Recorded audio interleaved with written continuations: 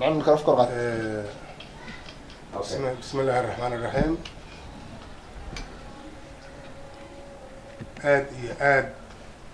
ayaan ugu mahad celinayaa abwaanada Soomaaliyeed ee saakay guriga abwaan Sangub u yimid in ay ku soo dhaweeyaan fanaanka Axmed Biif sidoo kale saxaafadda sharafta leh ayaan iyagana aad ugu mahad celinayaa muxuu ahaa doorka ka qaadanaya soo dhaweynta waxaan rabaa si gaar ah inaan u sheego in Axmed Biif uu yahay fanaankii koowaad isagoo gurigu ku degi lahaa ama hotelku ku degi lahaa aan tigin si toosa u soo abaara xarunta golaha abwaanada Soomaaliyeed aad baan arrintaas muxuu ahaa Axmed Biif si khaas ah aan uga mahad celinayaa walahaantii waxaan leenahay haddaan nahay golaha abwaanada Soomaaliyeed anoo afkayga iyo afka gudoomiyaha golaha abwaanada abwaan Sangub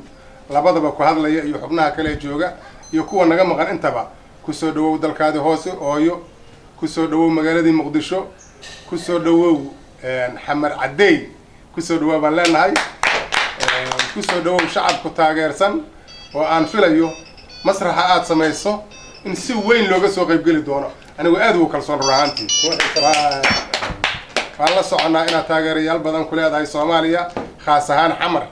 xamarna ilaahay waa ku nabad keenay annaguna waxaan ku leenahay soo dhawow waxaadna tahay fanaankii koowaad ee golaha abwaanada guddigiisa fulintu oo u fariisto guriga abwaan Sangub oo uu ku sugo isaguna u yimaada aad u mahadsantahay soo dhawow